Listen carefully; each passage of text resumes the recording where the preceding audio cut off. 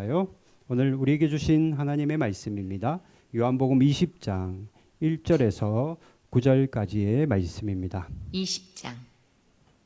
안식 후 첫날 일찍이 아침 어두울 때에 막달라 마리아가 무덤에 와서 돌이 무덤에서 옮겨진 것을 보고 시몬 베드로와 예수께서 사랑하시던 그 다른 제자에게 달려가서 말하되, 사람들이 주님을 무덤에서 가져다가 어디 두었는지 우리가 알지 못하겠다 하니, 베드로와 그 다른 제자가 나가서 무덤으로 갈새 둘이 같이 다름질하더니 그 다른 제자가 베드로보다 더 빨리 달려가서 먼저 무덤에 이르러 구부려 세마포 놓인 것을 보았으나 들어가지는 아니하였더니, 시몬 베드로는 따라와서 무덤에 들어가 보니 세마포가 놓였고 또 머리를 쌌던 수건은 세마포와 함께 놓이지 않고 딴 곳에 쌌던 대로 놓여 있더라. 그때에야 무덤에 먼저 갔던 그 다른 제자도 들어가 보고 믿더라. 그들은 성경에 그가 죽은 자 가운데서 다시 살아나야 하리라 하신 말씀을 아직 알지 못하더라. 아멘. 하나님의 말씀입니다. 자리에 앉겠습니다. 잠깐 기도하겠습니다. 이 시간도 살아계신 하나님을 찬양합니다.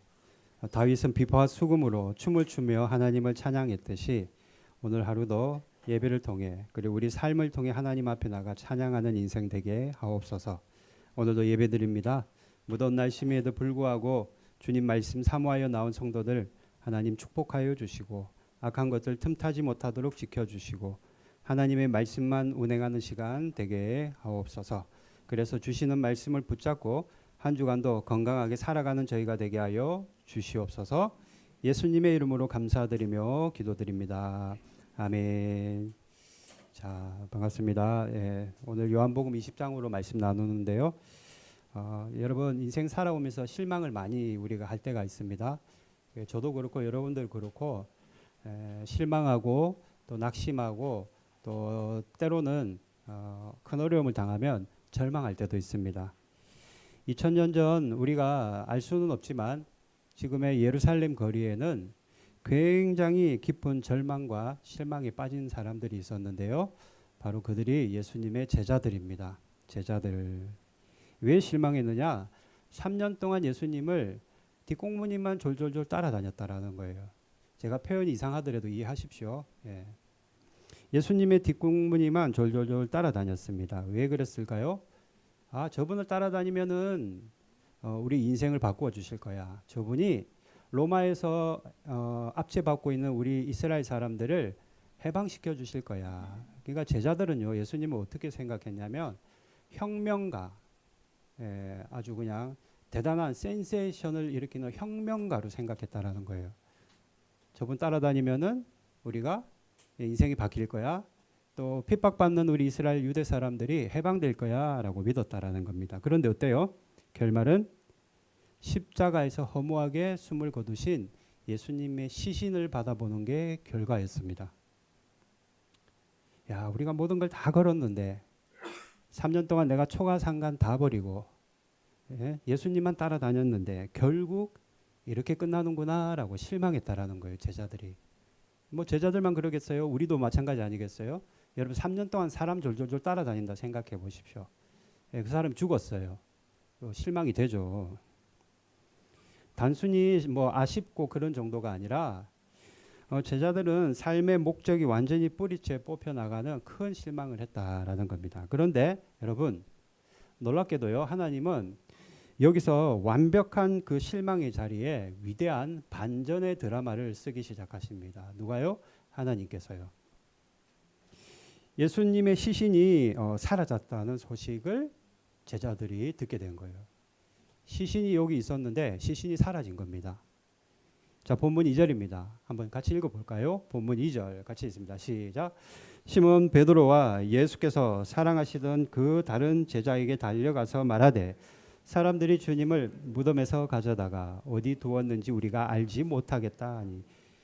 이게 말이 좀 이상하죠. 저는 분명히 시신이 사라졌다 얘기했잖아요. 그런데 오늘 본문에는 사람들이 예수님의 시신을 가져다 어딘가 둔 것 같다라는 거예요. 시신을 가져갔다라는 겁니다. 뭐 이거든 저거든 어쨌든 간에 죽은 사람의 시신이 사라진 거는 있어서는 안 되는 일이에요. 그죠? 그 망자를 욕보는 거 아닙니까? 왜 죽은 사람의 시신은 손을 대요? 소식을 들은 이 제자들이 특히 그 성격이 불같은 베드로, 혈기가 완전히 다혈질이었어요. 요즘 T 성격이라고 합니까? 제 생각에는 혈액형 AB형이었던 것 같아요. 베드로가 얼마나 불같은지, 게다가 의심도 엄청 많았습니다. 베드로가요, 여러분, 의심이 그렇게 많았어요. 남자가 쫀쫀하게 성격만 있어가지고 고집만 세가지고 의심까지 많았어요. 그러니까 안 된다. 내가 직접 가서 봐야 되겠다. 한 걸음에 베드로가 달려갑니다. 볼까요? 3절 말씀도 있나요? 3절이 시작. 베드로와 그 다른 제자가 나가서 무덤으로 갈새. 어떻게 갔냐면 걸어간 게 아니에요. 막 뛰어간 거예요. 막 땀을 흘리면서 엉거주춤거리면서 뛰어갔다라는 겁니다.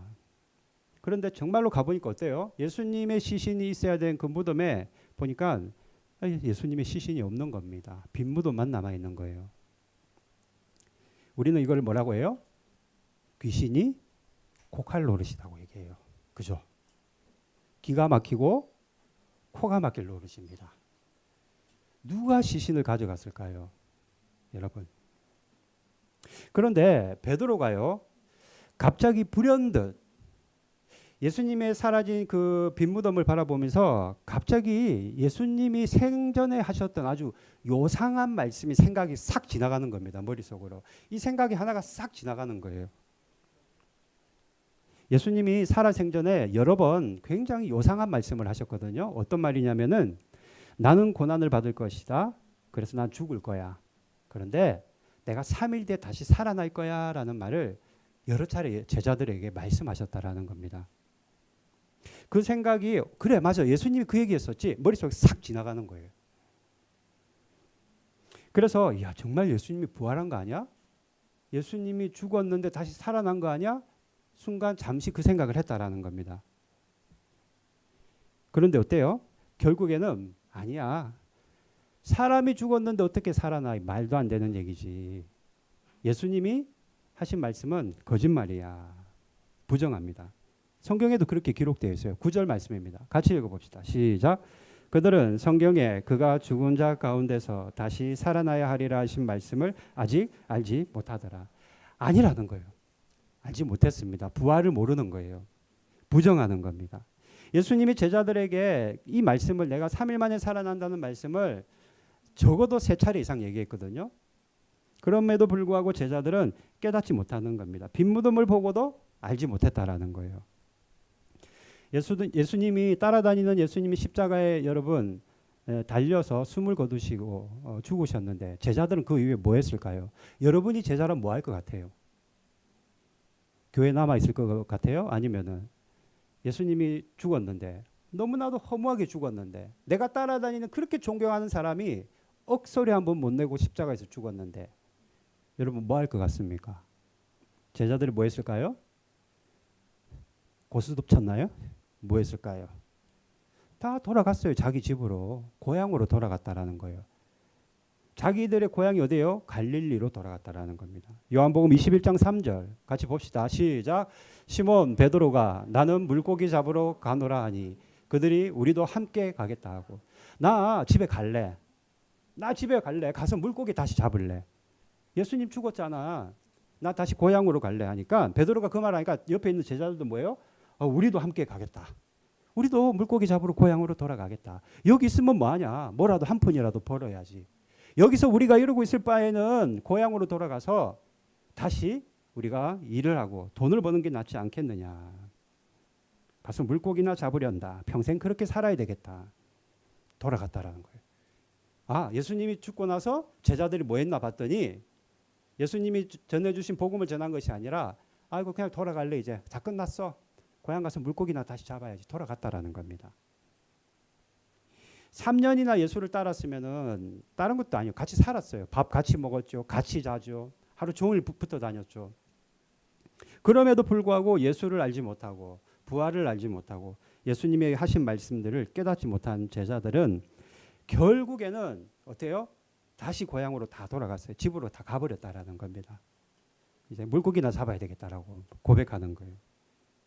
그런데 여기서 또다시 하나님의 반전이 시작됩니다. 뭐예요? 갈릴리에서 물고기를 잡고 있는 제자들에게 예수님이 직접 나타나신 거예요. 퀴즈.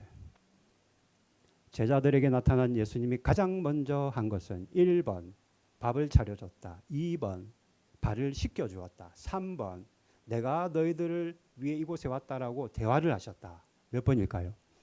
예? 누가 1번이라고 했어요? 그래요. 1번이에요. 확인해 봅시다. 확인해 봐야 되는 거예요. 요한복음 21장 12절 시작. 예수께서 이르시되 와서 조반을 먹어라. 이게 무슨 말이에요? 아침밥을 차려주셨다. 예수님이 제자들에게 나타나셔서 가장 먼저 한 일은 아침밥을 준비하셨다는 거예요. 부엌에 들어가서 낫또도 준비하고 볶음밥도 이렇게 막 준비하고 미소시로도 끓이고 아침밥을 준비했다라는 거예요. 좀 이상하지 않습니까? 예수님이 나타나셔서 제자들에게 첫 번째로 하신 일이 아침밥을 차려주고 밥상을 왜 차려줘요? 제자들에게. 다 도망간 제자들에게. 그럼에도 불구하고 아침밥을 차려주시고 같이 식사를 하셨다라는 거예요. 조반을 먹었다라는 겁니다. 왜 그랬을까요, 여러분? 이게 맞춤식 교육이에요. 아침밥을 차려주시고 같이 밥을 먹은 이유는요. 너희가 보고 있는 나 예수가 유령이 아니라는 거예요. 내가 지금 실제로 살아서 너희들과 함께 식사를 하고 있는 나는 실제라는 거, 진짜 부활했다라는 것을 제자들에게 알려주시려고 제자들 눈높이에 맞춰서 아침밥을 차려주신 거예요.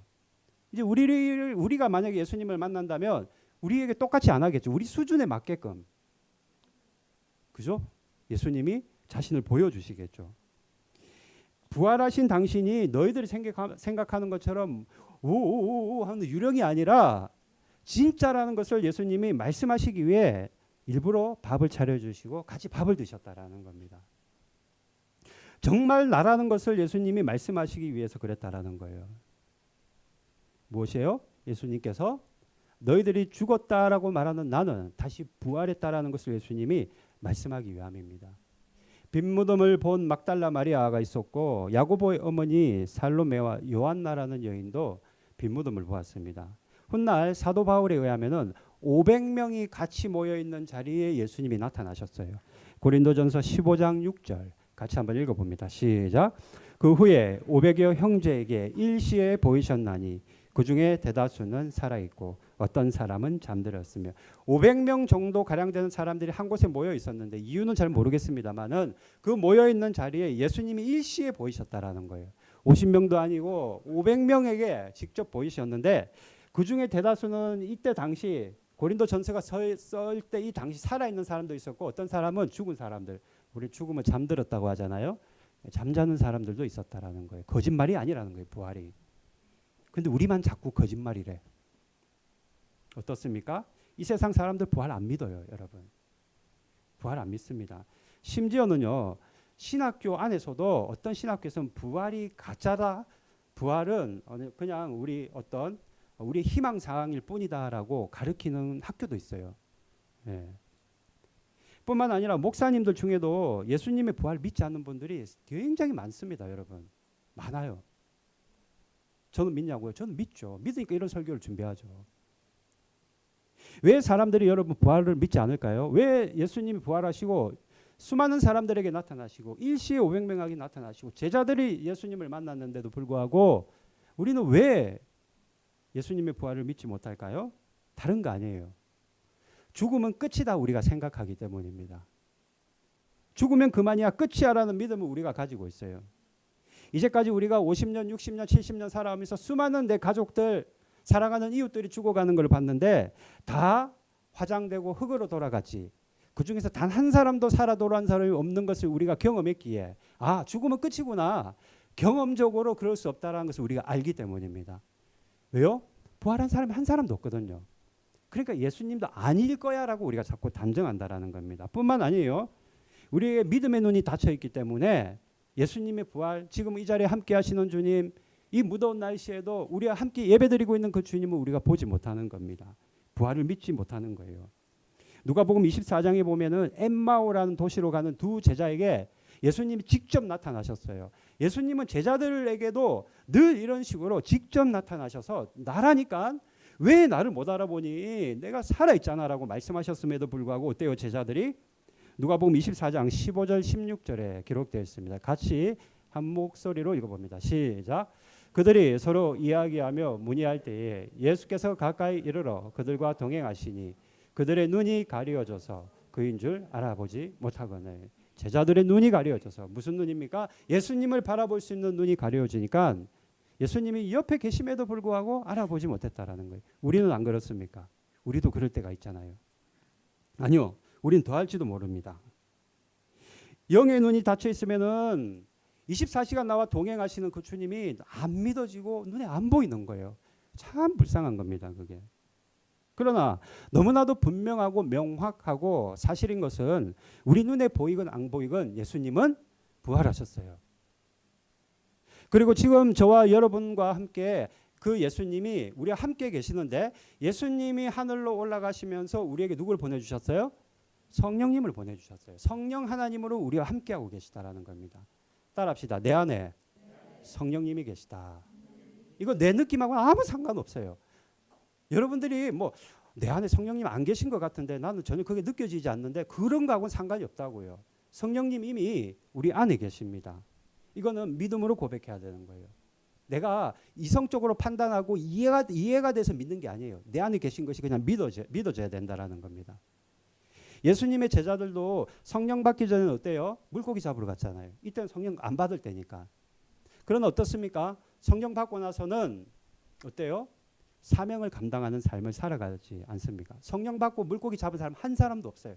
다 밖으로 나가서 복음을 전했다라는 겁니다. 완전히 다른 삶을 살았어요. 바뀐 건 딱 하나밖에 없어. 성령 받았나 안 받았나에 따라서.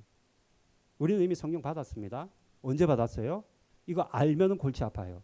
알면은 2단 3단 되는 겁니다. 그러나 중요한 것은 우리가 물로 세례를 받을 때 성령님이 내 안에 오신 거예요. 내 안에 내주하고 계신 겁니다. 우리 인생 안에 성령님이 직접 들어오셔서 우리와 함께하고 계신데, 그렇게 따지면은 우리는 혼자 살아가는 게 아니에요. 여러분 혼자 있는 게 아닙니다. 성령님과 같이 계세요. 제가 가끔 말씀드리잖아요. 사무실에 제가 늘 혼자 있잖아요. 그런데도 때로는요, 말 조심합니다. 혼자 있을 때도. 왜요? 성령님이 같이 계시니까요. 행동 하나도 조심하려고 해요. 어떨 때는 제가 이런 고백 우리 성도한테 한번 했는데, 너무 피곤해 잤어요. 저기 소파에서 30분만 자야지 했는데 잠이 드는데 눈을 떴는데 밤인 거예요. 눈 떴는데 밤이에요.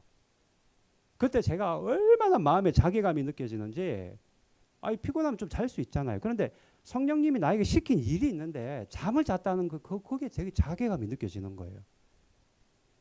우리는 혼자가 아니라는 겁니다. 성령님이 여러분 같이 계시다고요. 오늘 이 자리에 우리끼리 모여서 찬양하고 기도하는 게 우리끼리 난리 부르스가 아니라고요. 여러분, 이 자리에 누가 계십니까? 성령 하나님이 계세요. 여러분들 그 직장 있잖아요. 여러분 사업체가 있을 거 아니에요. 그곳에서 내가 혼자서 직장에서 일하고 사업하는 게 아니에요. 혼자 공부하는 게 아니라고요.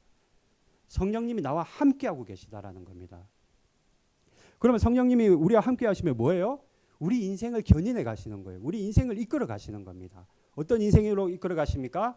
구원에서 떨어져 나가지 않도록, 구원 열차에서 낙출되지 않도록 늘 우리 인생길을 우리가 일로 가면 아니 일로 가 이런 식으로 우리가 자꾸 후퇴하면 아니 앞으로 가야지라고 자꾸 우리를 인도하시고 견인하시는 역할을 성령님이 하시는 겁니다.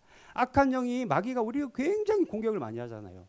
괜히 막 짜증나게 만들고 미워하게 만들고 분노하게 만들고, 그럴 때마다 성령님이 우리를 보호하시는 겁니다. 그래서 보혜사 성령이라고 우리가 말하는 거예요. 우리를 인도하시는 겁니다. 따라합시다. 성령님이 나를 인도하신다. 그래요. 이거 믿어져야 돼요, 여러분. 이게 믿어져야지 여러분 신앙생활이 되는 겁니다. 그러면 성령님이 우리를 인도하시는 방법이 뭐냐? 여러 가지 방법이 있지만 시간 관계상 딱 2가지만 말씀드리겠습니다. 첫 번째, 성령님은요, 우리를 말씀을 통해서 인도하십니다. 요한복음 14장 26절 큰 소리로 같이 읽습니다. 시작. 보혜사 곧 아버지께서 내 이름으로 보내실 성령, 그가 너희에게 모든 것을 가르치고 내가 너희에게 말한 모든 것을 생각나게 하리라. 성령님이 우리와 함께 계시면서 우리 인생길을 인도하고 계시는데 말을 생각나게 한다는 거예요. 모든 것을 가르쳐 준다라는 거예요. 여러분 그런 경험 있나요? 아주 힘든 일이 있어. 스트레스 콱 받았어. 또는 사랑하는 사람과 헤어졌어. 또는 사랑하는 가족과 이렇게 뭐 불의의 사고로 헤어지게 되었어. 그럼 어때요? 마음이 크게 아프잖아요. 마음이 낙심되고. 그래서 방 안에 괴로워서 사람 만나기 싫으니까 사람들 만나서 이러쿵저러쿵 말 듣는 것도 싫고 위로받기도 싫고 그냥 나 혼자 있고 싶으니까 골방에 그냥 무득하게 앉아 있는 겁니다. 그래 방 안에 조용히 앉아 있는데 불현듯 갑자기 과거에 내가 읽었던 또는 묵상했던 성경 말씀 한 자락이 탁 떠오르는 거예요. 머릿속으로. 왜 그래요? 여러분 이 경험 있을 거예요. 불현듯 그냥 앉아 있는데 무득하니 앉아 있는데 말씀 한 자락이 탁 떠오르는 거예요. 성령님이 말씀이 생각나게 하시기 때문입니다. 말씀을 생각나게 하시기 때문이에요. 뿐만 아니라 마지못해서 말씀드린 대로 사람들 만나기 싫고 그냥 나 혼자서 이 시간을 어떻게든 견뎌보려고 혼자서 어떻게든지 용기를 내보려고 분투하고 있을 때 저쪽에 보니까 먼지 묻은 성경책이 있길래 툭툭툭 털어서 아이고 모르겠다 한번 성경을 읽었는데 어때요? 딱 폈더니 거기서 딱 깨달음을 얻는 경우도 분명히 있습니다. 실제로 있어요, 여러분. 저도 있고요. 아마 여러분들 중에도 이런 경험 있을 겁니다. 특별히 저 같은 경우에는 기도할 때 불현듯 말씀 한 구절이 탁 떠오를 때가 있어요. 예. 그러면 뭐예요? 아, 성령님이 나에게 말씀으로 인도하시는구나. 아, 내가 이거 기록해 놔야 되겠다. 그러면 저는 그런 걸 기록해 놓는 노트가 있어요. 거기다가 몇 월 며칠 날 어떤 상황에서 성령님이 나에게 이런 말씀으로 인도하셨다, 가르쳐 주셨다, 깨닫게 하셨다 다 적어놔요. 나중에 한참 뒤에 보면 내가 언제 이런 적이 있지? 기억이 안 나지만 굉장히 은혜가 됩니다. 굉장히 은혜가 돼요. 여러분 그런 경험 있지 않습니까? 그죠? 제가 예전에 겪은 경우 중에 이런 경우도 있어요. 집사님, 남자분 집사님 한 분이 계셨는데 그분이 건설업을 하셨어요. 건설업. 예. 건설업을 하셨는데 부도가 났습니다. 교회 다니는 분이었는데 부도가 났어요. 부도가 났는데 부도가 난 이유가 뭐 사업을 잘 못해서가 아니에요. 친구가 날랐어요. 돈 들고. 날라갔다니까요. 돈 들고. 가려면 혼자 가지 돈을 다 들고 가버린 거예요. 하루아침에 부도를 맞고 재산을 잃었습니다. 그분이 필리핀으로 가버렸어요. 돈을 들고. 그러니까 이 집사님이 남자 집사님이 얼마나 억울해하는지. 근데 남자가 그렇게 펑펑 우는 거 처음 봤습니다. 그때. 얼마나 분하면 눈물을 그냥 그렇게 흘리면서 우는데 억울함과 분노심과 또 내가 앞으로 갚아야 될 그 빚들이 있을 거 아니에요. 그 빚 때문에 잠을 못 자겠다라는 겁니다. 그런데 이 집사님이 어느 날 한날 이것도 제가 들은 얘기예요. 한날 무심코 저녁에 성경책을 딱 펼쳤는데 정말 아무 생각도 없이 아무 기대감도 없이 하나님이 역사하실 거라는 믿음도 없이 그냥 무심코 성경책을 펼쳤는데 이 말씀이 딱 나왔습니다. 잠언 3장 5절 한번 볼까요? 5절 6절 같이 있습니다. 시작. 너는 마음을 다하여 여호와를 신뢰하고 내 명철을 의지하지 말라. 너는 범사의 글을 인정하라. 그리하면 내 길을 지도하시리라. 아멘. 갑자기 저 말씀이 눈에 평상시에는 읽을 때 아무 느낌도 없이 그냥 지나가던 말씀인데 저 잠언서 말씀이 눈에 너무 확 들어오더라는 겁니다. 그날따라. 그러면서 어떤 깨달음이 있었냐면 이제까지 내가 내 명철과 내 방법과 내 사업 수단을 의지하고 살았구나라는 것이 깨달아지더라는 거예요. 그러면서 하나님을 의지하고 신뢰하면 내 인생을 정말 지도해 주실지도 몰라. 신락 같은 희망과 믿음이 생기더라는 겁니다. 그래서 다음 날부터 곧장 저 말씀 붙잡고 다음 날부터 아침에 일어나면 기도부터 했대요. 누구에게요? 성령님이 오늘 하루 내 인생을 책임져 주시기를, 지도해 주시기를 기도했다라는 거예요. 그리고 거래처 있을 거 아닙니까? 그 거래처를 막 찾아다니면서 사정을 얘기하고 내가 반드시 빚을 해결하겠다고 조금 기다려달라고 계속해서 찾아다니고 설득하고 빚쟁이들 만나서 계속해서 자신이 우리말로 도망가지 않고 내가 분명히 이 빚을 해결하겠다라고 설득했다라는 겁니다. 그런데 그 과정 가운데 이분이 매일매일 했던 게 뭐냐면 일어나자마자 기도부터 했어요. 어떤 기도예요? 성령님이 오늘 누군가를 만나라고 하면 그분을 만나서 내가 설득하겠습니다. 성령님이 길을 막으시면은 내가 오늘은 그를 만나지 않겠습니다. 주시는 감동에 따라서 하루하루 빚쟁이들을 찾아다니면서 설득하기 시작했다라는 겁니다. 그런데 불과 6개월도 안 돼서 돈 들고 필리핀으로 도망갔던 그 친구가 돌아왔어요. 돌아왔는데 돈을 안 쓰고 다 들고 왔어요. 그리고 친구가 돌아오는 그 이후로 모든 것이 제자리를 찾아가기 시작했습니다. 우리 맹집사님 아버님 충남 아산인가 거기서 오셨다고 하는데 이분이 아산에서 건설업 하세요. 에녹 ENG라는 건설 회사를 하십니다. 지금은요 장로님 되셨어요. 제가 있을 때는 집사님이었거든요. 지금은 장로님이 되셨어요. 그 에녹 ENG 에녹이 뭔지 아시겠죠? 하늘로 승천한 그 에녹의 이름을 따서 에녹 ENG라는 이름을 지어서 사업이 굉장히 잘 되고 있습니다. 제가 설교 준비하다가 혹시나 아직도 그 회사가 있나 검색해 보니까 잘 나가고 있더라고요. 여러분, 성령님은요 물에 빠져 허우덕거리고 낭떠러지에 떨어져서 마지막 신락과 같은 나무 뿌리 하나를 붙잡고 있는 우리에게 성령께서 우리를 인도하시는데 말씀으로 우리를 살리시고 인도하십니다. 아멘. 아멘입니까? 아멘. 말씀으로 성령님은 우리를 인도하신다라는 거예요. 이거 잊어버리면 안 돼요. 그러니 제가 자꾸 오늘도 광고했지만 성경 다 읽은 사람 저한테 제출하라고 하는 거예요. 말씀을 가까이 해야 인도를 받죠. 말씀으로 인도하신다면서요. 평생에 성경 한번 읽지 않고 종일 유튜브나 보고 있다면 어떻게 말씀으로 우리를 인도하겠어요? 말씀을 가까이 할 때 성령님은 우리를 말씀으로 인도하시는 겁니다. 말씀을 읽다 보면 감동이 확 오는 구절이 있어요. 그 성령님이 주시는 마음이에요. 그러면은 색깔 있는 볼펜으로 딱 표시를 해 놓으십시오. 그리고 주님이 주시는 성령님이 주시는 말씀이다. 표시를 딱 해 놓는 거예요. 그리고 또 읽을 때마다 성령님이 이 말씀을 나에게 주셨지. 깨닫게 하셨지. 그걸 곱씹고 곱씹어보는 겁니다. 평생에 내 걸로 만드는 거예요. 그럼 그 말씀 때문에 내가 축복된 인생 또는 일어나는 인생을 살아가게 되는 겁니다. 첫 번째가 성령님이 우리를 말씀으로 인도한다면 성령님은 우리를 열린 문과 닫힌 문으로 우리를 인도하십니다. 열린 문과 닫힌 문. 이게 무슨 말이냐? 여러분 때로는 살다 보면은 막 노력하고 막 기도 열심히 하고 하나님께 매달리면서 해도 문이 안 열릴 때가 있어요. 사방팔방 막힐 때가 있습니다. 가령 이 회사에 취업만 되면은 하나님 취업만 시켜주십시오.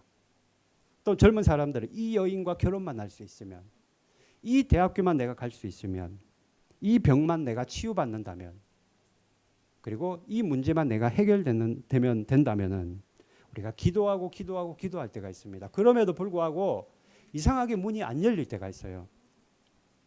문이 안 열릴 때가 있습니다. 여러분 제가 가끔 조지 뮬러 그 목사님 얘기를 하지 않습니까? 이분이 원래 영국으로 가려고 안 했어요. 저기 인도로 가려고 했다고요. 인도로 가려고 인도 말도 다 배워놓고 인도 가서 적응하려고 그쪽 문화도 다 배워놓고 오랜 시간 인도 선교사로 가려고 준비하고 있었는데 가기 얼마 전에 건강 문제 때문에 가지 못했습니다. 그래서 이 목사님이 크게 실망해서는 기도할 때마다 하나님을 원망했다고 해요. 내가 뭐 사람 일을 하는 것도 아니고 하나님의 일을 하기 위해서 인도를 가려고 하는데 이것도 안 보내주십니까? 하나님을 원망했다라는 겁니다. 문이 닫힌 거예요. 인도 선교의 문이 닫힌 겁니다. 그런데요. 그 문이 닫히니까 다른 문이 열렸어요. 하나님은 그렇게 일하십니다. 영국 브리스톨로 조지 뮬러 목사님이 나갈 수 있는 문을 열어주셨어요. 그리고 그곳에서 길거리에 방치된 아이들을 보게 하셨고요. 수만 명을 고아원에서 돌보는 돌봄 사역을 하게 하셨습니다. 이 문을 닫으니까 다른 문을 열어주시더라는 거예요. 이 문으로 가는 게 안 좋은 거예요. 이쪽으로 가는 게 더 좋은 겁니다. 그러니 이 문을 닫을 수밖에요. 좋은 것을 주시기 위해. 기도해도 안 되네요. 취업하고 싶은데 취업이 안 돼요. 이 관계의 문제만 해결되면 좋겠는데 풀리지가 않습니다. 요 문제만 해결되면, 요 대학교만 들어갈 수 있다면 바라며 기도함에도 불구하고 안 열릴 때가 있어요. 그러면 하나님이 반드시 다른 문을 열어주시는 겁니다. 제가 비슷한 경험 한번 나눈 적이 있는데요.